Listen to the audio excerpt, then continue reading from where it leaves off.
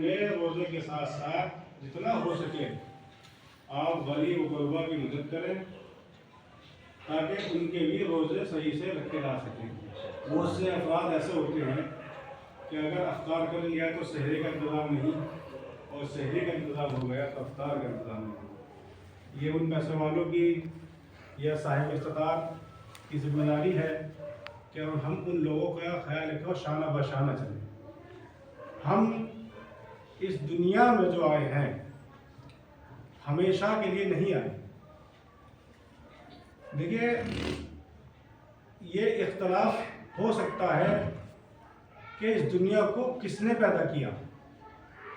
آپ کتابیں پڑھیں، اسٹڈی کریں، کوئی کہتا ہے کہ ایک دھماکہ ہوا کہ دنیا وجود میں آئی، کوئی کہتا ہے کہ نہیں اللہ نے اپنی قدرت سے اس دنیا کو ایجاد کیا تو وجود میں آئی، کوئی کچھ یعنی اختلاف ہے۔ کوئی کہتا ہے کہ قیامت نہیں آئے گی، کسی نے یہ کہہ دیا تھا کہ سن 2014 میں قیامت آئے گی، پھر اس کو بڑھا کے سن 2016 کر دیا گیا۔ ہم سے بارہا لوگوں نے پوچھا کہ مول صاحب 14 چل رہا ہے، کیا قیامت نزدیک ہے؟ میرا یاد رکھیں قاعدہ قانون یہ ہے کہ جب تک ہمارا قائم نہیں آئے گا قیامت نہیں آئے گی۔ جب تک قائم کا وجود نہیں ہوگا، کیوں؟ اس لیے کہ اللہ نے خود فرمایا ہے حدیث قدسی میں کہ میں اپنے خاص نمائندے کو اس دنیا میں ظہور ضرور ہوگا اس کا، چاہے قیامت میں ایک ہی دن باقی کیوں نہ رہے، میں اس ایک دن کو 70,000 سال کے برابر کر دوں گا۔ یعنی قیامت سے پہلے قائم کا آنا ضروری ہے کہ یا اللہ ہم تو بالکل بیکار ہیں، تو نے ہمیں بالکل دھرتی پہ بوجھ کر دیا ہے، تو نے گھر کا وعدہ کیا تھا، ہمیں گھر نہیں دیا ہے، بہت سا ایسا افراد ہے کہ جن کو گھر والی بھی نہیں ملتی ہے، تو کیا وہ تو بیچارے نہ گھر کے ہیں نہ گھاٹ کے ہیں۔ کچھ ایسے ہیں کہ جن کے پاس کاروبار نہیں ہے، کچھ ایسے ہیں جن کے پاس پیسہ نہیں ہے۔ اب وہ یہ کہتے ہیں کہ میرے مالک یہ بتا تو ہم سے کس چیز کا حساب لے گا؟ تو جبھی دے گا، میرے مالک تو کس چیز کا حساب ہم سے لے گا؟ کہ اچھا آجا میری عدالت میں، ٹھیک ہے تیرے پاس گھر نہیں تھا، ٹھیک ہے تیرے پاس پیسے نہیں تھے، ٹھیک ہے تیرے پاس کاروبار نہیں تھا، ٹھیک ہے تیرے پاس اہل و عیال نہیں تھے، لیکن میں نے تجھے ایک نعمت دی، کیا؟ آنکھیں دی تجھے، کان دیے تجھے، ہاتھ دیے تجھے، پیر دیے تجھے، اب بتا تو نے ان آنکھوں کو کہاں استعمال کیا؟ اب بتا تو نے ان کانوں کا کہاں استعمال کیا؟ جائز طریقے سے استعمال کیا، ناجائز طریقے سے استعمال کیا، ہاتھوں کا کہاں استعمال کیا؟ اب یہ انسان ہے بڑا بہت چالاک زرنگ ہے انسان، کہ قیامت کے دن خود زبان لڑائے گا پروردگار کی بارگاہ میں، اے میرے مالک تو یہ بتا، یہ جو تو نامہ اعمال میرے سامنے رکھ رہا ہے، کیونکہ یہاں بھی اگر ایک چور کو ہم پکڑ لیں وہ بارہا منع کرے گا کہ میں نے چوری کی نہیں، کہیں جھوٹ پکڑا جائے کہ میں نے جھوٹ بولا ہی نہیں، ارے وہاں گئے تو میں وہاں تھا ہی نہیں، میں وہاں گیا ہی نہیں۔ یہاں بھی انسان جو ہے زبان چلاتا ہے ماشاء اللہ سے، لیکن وہی انسان کو اگر پولیس پکڑ کے تھانہ لے جائے، اگر اس نے چوری نہیں بھی کی تو کہتا ہے ہاں میں نے چوری کی، کہ وہ سامنے ڈنڈا دکھ رہا ہے۔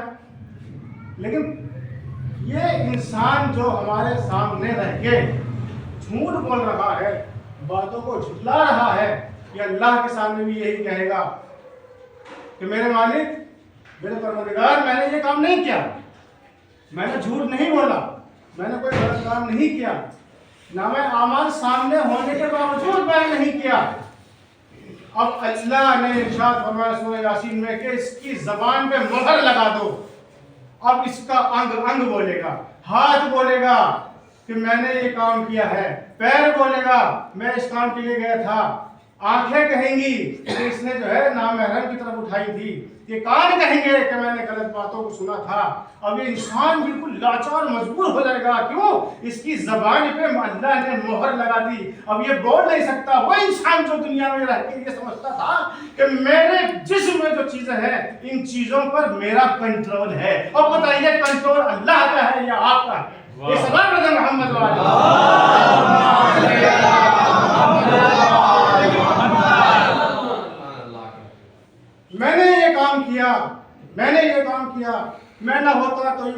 قائم نہ ہوتی، میں نہ ہوتا تو امام بارگاہ قائم نہ ہوتی، میں نہ ہوتا تو مسجد تعمیر نہ ہوتی، میں نہ ہوتا تو یہ فلاں کام نہ ہوتا۔ آپ کا کیا وجود ہے؟ یہ اہل بیت کا احسان ہے کہ آپ کو چنا ہے کہ آپ امام بارگاہ کی تعمیر کریں، آپ کو انتخاب کیا کہ آپ یہ کار خیر انجام دیں، آپ کو مخصوص طور پر چنا گیا کہ آپ یہ مسجد کا کام انجام دیں، یہ افطاری کا کام انجام دیں۔ یہ اللہ کی اور معصومین کی طرف سے ایک خاص عنایت ہوتی ہے۔ صلوات محمد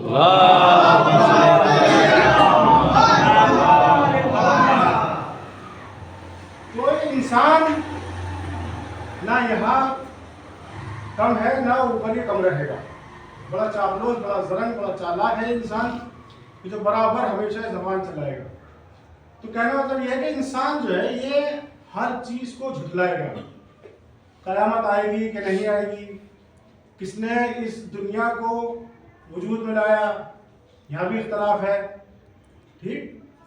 لیکن آپ پوری کائنات کا سفر کر لیجئے، ماشاءاللہ سے پرنٹ میڈیا ہے، سوشل میڈیا ہے، اس پہ آپ سرچ کر لیجئے، ہر دھرم، ہر فرقہ، ہر چیز میں اختلاف تو کر سکتا ہے، لیکن موت ایک ایسا لفظ ہے کہ کسی بھی فرقے میں، کسی بھی دھرم میں اس میں اختلاف نہیں ہے۔ اگر ایک چھوٹا سا فرقہ بھی ہوتا کہ وہاں معلوم ہوتا کہ اس فرقے کو کسی کو موت نہیں آتی، تو آہستہ آہستہ لوگ اسی میں شمار ہو جاتے، اسی میں شامل ہو جاتے کہ بھائی اس مذہب میں موت نہیں آتی تو ہم اس میں آ جائیں۔ وہ خود فرقہ یہ کہتا ہے کہ بھائی یہاں آنے کی ضرورت نہیں ہے، ہمارے خود موت ہوتی ہے، موت آپ کو چھوڑے گی نہیں کہیں بھی۔ قل ان الموت الذی تفرون منہ فانہ ملاقیکم، تم موت سے لاکھ فرار کر جاؤ، لاکھ بھاگ جائے، اللہ مجھے موت نہیں چاہیے، اے اللہ مجھے اس سے دور رکھ، مجھے ابھی میں نے ابھی دیکھا کیا ہے، مجھے ابھی زندگی اور چاہیے۔ قرآن کیا کہہ رہا ہے کہ تم لاکھ اس سے فرار کرو، فانہ ملاقیکم، تم سے یہ ملاقات کر لے گی۔ حضرت ابراہیم کے پاس جب حضرت اسرائیل آئے تو کہا اے ابراہیم آپ اللہ کے دوست ہیں، آپ کے دوست نے بلایا ہے۔ تو کہا ارے اسرائیل بھائی یہ تو بتاؤ، ہم تو دوست ہیں، ہمیں کہاں لے کے جا رہے ہیں؟ دنیا ہے پر دیکھ لیں، بھائی نبی کا حکم تھا، ملک الموت واپس چلے گئے، اللہ کی بارگاہ میں کہا کہ بھائی وہ تمہارے لیے منع کر رہے ہیں۔ کہ اچھا ابراہیم سے کہنا کیا کوئی دوست ایسا ہے کہ جو یہ نہ چاہتا ہو کہ میں دوست سے ملاقات کروں؟ اسرائیل نے آگے ابراہیم سے کہا کہ آپ چاہیں گے کہ دوست سے ملاقات نہ ہو؟ کہ نہیں نہیں میرے دوست سے ملاقات کرنی ہے، چلیے۔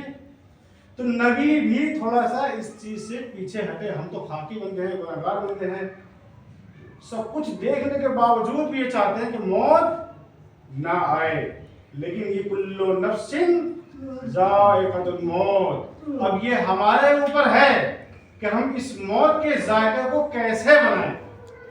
ذائقہ کئی قسم، آپ بہتر جانتے ہیں کہ ذائقہ کئی قسم کا ہوتا ہے، میٹھا بھی ہوتا ہے، کڑوا بھی ہوتا ہے، کھٹا بھی ہوتا ہے، کئی قسمیں ہیں ذائقے کی۔ اب یہ ہمارے اعمال کے اوپر ڈیپینڈ کرتا ہے، دیکھیں ہمارے اعمال جب بارگاہ خداوندی میں پیش کیے جائیں گے تو وہاں گنے نہیں جائیں گے آپ کے اعمال، گننے کی کوئی روایت نہیں ہے، آپ کے اعمال کو ترازو میں رکھا جائے گا۔ موازینہ لفظ استعمال ہوا ہے کہ آپ کے اعمال کو کس میں رکھا جائے گا؟ ترازو میں رکھا جائے گا۔ اگر نیکی کا پلہ بھاری ہوا تو آپ کی جگہ کہاں ہے؟ بہشت میں ہے۔ اگر نیکیوں کا پلہ بھاری نہیں ہوا تو سمجھ لیجئے کہ آپ کی خیر اور ہماری خیر بالکل بھی وہاں نہیں ہے۔ تو اللہ محترم جتنا ہو سکے اس دنیا میں، کیونکہ ہم اس دنیا میں جو آئے ہیں ایک امتحان کے بطور آئے ہیں، یہاں زندگی نہیں ہے، زندگی نہیں ہے، زندگی جو ہماری شروع ہوتی ہے وہ ہماری سانس بند ہونے کے بعد ہوتی ہے، کہ اب زندگی شروع، وہاں موت نہیں ہے، کہ وہ برزخ کا جو سلسلہ چلا آ رہا ہے وہ بند نہیں ہوا، نہ بند ہوگا ابھی جب تک قیامت نہ آ جائے گی۔ تو ذرا سلام پڑھ محمد والے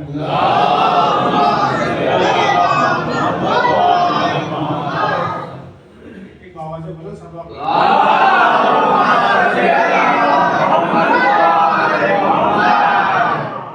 تیاری یہی کرنی ہے، یہیں سے ہمیں سب کچھ بھیجنا ہے. تو اس کا ایگزامپل دوں، حضور سرور کائنات صلی اللہ علیہ وسلم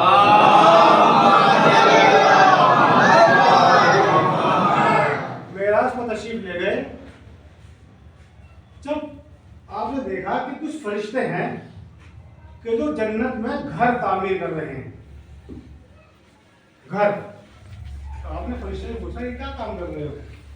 جو ہمارے یہاں بھی ایسا ہوتا ہے نا، میں اگر یہاں بیٹھے بیٹھے چاہوں تو لکھنؤ میں پراپرٹی لے کے بنا سکتا ہوں، اور میں لکھنؤ جاؤں گا بھی نہیں. یہ تو آپ پہلے جانتے ہیں نا، آج کے دور میں لکھنؤ تو میں نے بہت قریب کہہ دیا. اور اگر بڑا شہر میں کہوں جیسے حیدرآباد، بنگلور یا مثلاً بمبئی، یہاں بھی میں پلاٹ لے کر یا فلیٹ لینا چاہوں فلیٹ لے سکتا ہوں یہیں بیٹھے بیٹھے. اس میں کوئی شک تو نہیں ہے. یہ میں نے اپنے ملک کی بات کی. اگر میں آؤٹ آف کنٹری اگر چاہوں کچھ لینا ہے میں وہاں بھی لے سکتا ہوں. فرض کیجیے بمبئی میں نے ایک پلاٹ لیا، زمین لی 100 گز 200 گز، یہاں کا جس سے چلتا ہے، یا میٹر سمجھ لیجیے 200 گز 200 میٹر. اب میں نے اس کو تعمیر کرانا شروع کیا، وہاں پہ کام چل رہا ہے. کسی نے آ کے ان سے پوچھا کہ بھائی کام جو ہے آپ کا بہت سلو چل رہا ہے، کہ پیسہ کم آ رہا ہے. مالک کہاں ہے؟ کہ مالک بہرائچ میں ہے. بہرائچ کہاں ہے؟ کہ یو پی میں ہے. اچھا. اب وہی صاحب ایک ہفتے بعد پہنچتے تو کام بند ہے. تو اسے گرے مثال کام بند پڑا ہوا ہے. پھر اس نے لیبر سے پوچھا بھائی ابھی تو کام سلو چل رہا تھا، ابھی کام بالکل بند ہو گیا. کہ مالک پیسہ نہیں بھیج رہے. مالک پیسہ بھیجیں گے تو کام چلے گا. وہی سوال حضور نے کیا فرشتوں سے، یہ تم بار بار انہیں اٹھاتے ہو بیٹھ جاتے ہو، یہ کیا سلسلہ ہے؟ کہ حضور یہ جو گھر بن رہا ہے اس کا مالک دنیا میں رہتا ہے. سبحان اللہ. وہ وہاں سے کچھ بھیجے گا تو اس کے نام کا گھر تعمیر ہوگا. اس نے اینٹوں کا خرچہ بھیجا تو اینٹ لگے گی، سریے کا بھیجا تو سریا لگے گا. ڈسٹ ہے، اینٹ ہے، ریت ہے، جو کچھ بھی سامان لگتا ہے مالک اس کا دنیا میں رہتا ہے. جیسے جیسے وہ بھیج رہا ہے ایسے ہی ایسے ہم تعمیر کر رہے ہیں. اور تعمیر کہاں ہو رہی ہے؟ جنت کے اندر آپ کا مکان بن رہا ہے. وہ کیسے بن رہا ہے؟ کیا ہم گناہ کر رہے ہیں؟ معصومین کو بھی ناپسند ہے. انجمن جہاں ہوگی ہماری انجمن ہے، اس میں ماتم نہیں ہوگا تو اس میں ماتم ہوگا. مولوی کون سا آ رہا ہے؟ میرا موسم نہیں ہے، لیکن ایک میسج دینا چاہتا ہوں بچوں کو. جیسے ہمارے یہاں اب بقرعید آئے گی، ارے فیروز بھائی بکرا کتنے کا لائے؟ ارے کہاں 10,000 کا ملا. ارے بھائی بکرا کتنے کا ہے؟ 15,000 کا ہے. محرم آتا ہے، مولوی کتنے کا لائے؟ 15,000 کا ہے. یہ مولوی کتنے کا ہے بھائی؟ 20,000 کا ہے. یہ کتنے کا ہے؟ 50,000 کا. 50,000 کا بڑے مولانا ہے. جیسے 50,000 کا بڑا بکرا بقرعید میں آیا، ایسے ہی مولوی 50,000 کا مولود پہ آیا. صلاح پڑھے محمد والے.